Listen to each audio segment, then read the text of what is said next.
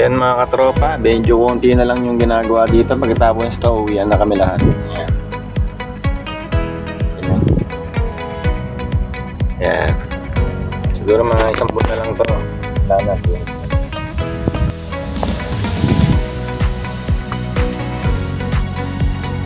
Ayan na ang pinaka-level niyan mga katropa. Itong ano na to. Pinaabot na lang yung nasa taas na yun.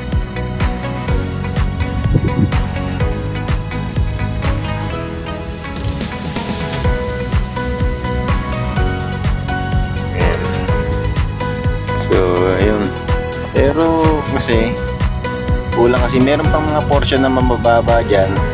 Yan ang tatambakan. So ang kukuha na si San Miguel, siya na magpapatuloy. Ayan. Yung sa kabila niyan halos di pa rin tapos yan eh. So ito yung dinadaanan ng ano na yan ng ADT. Yan yung kalahati eh. Kalahati ng ano. Kaya nakita nyo, susum ko ha mga katropa. Ayan, nakita nyo may patag dyan, ayan. Nakapag-mekas na ba ang lahat yan? Yan, yung patag na yan. Hanggang dun sa may 6.2. Pero yun, yung kabila nun, marami pang tambakin mga katropa. So, ang magpapatuloy na niya si San Miguel. Aga baka siya 5 yung gilagin mo dyan. Mayroon pang nagko-compact dun, no? Kita nyo ba mga katropa? Ayan.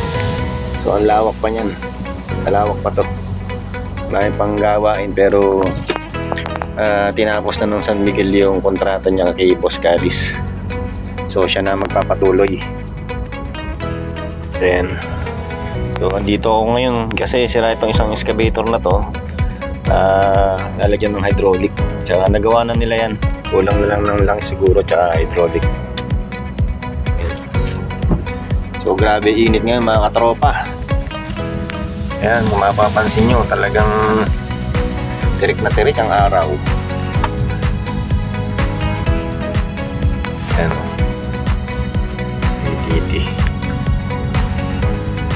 So, yan mga katropa. Maganda rin gamitin yung ADT na yan. Kumpara dun sa dala-dala ko na yung gamit ko kasi yun rin, maganda rin. Kasi una-una, Mercedes siya, tsaka bagong-bago. Basal yun, yung isang yung unang kinuha ko kasi yun yung automatic eh. Tapos yung pangalawang kinuha ko naman yun yung manual.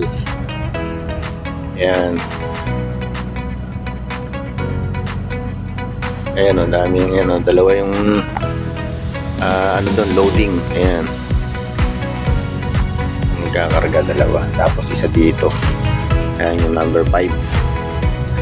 So dati itong gamit ko na loop truck, nasa truck 13, 12 at saka 10. Ayan mga kinukuha ko.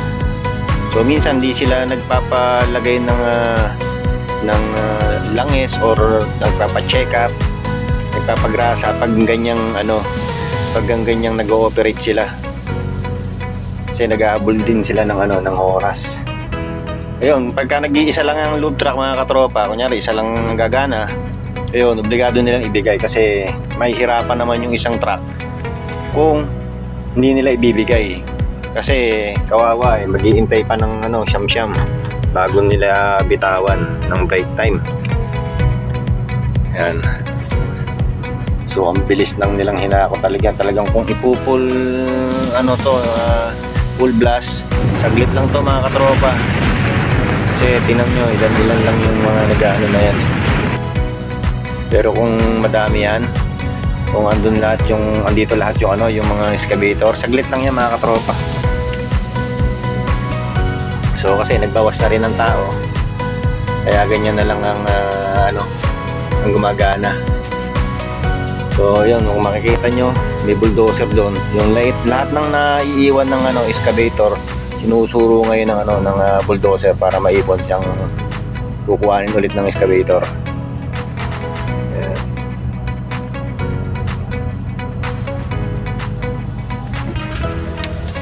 Nakita niyo ba yung dulo na yon? Hindi ko na kasi masum eh. Hindi ganun kaganda ang cellphone natin mga katropa. Pero sana balang araw makabili tayo ng maganda-gandang camera o cellphone para makita natin lahat. Yung medyo malalayo makita pa rin natin, masum natin.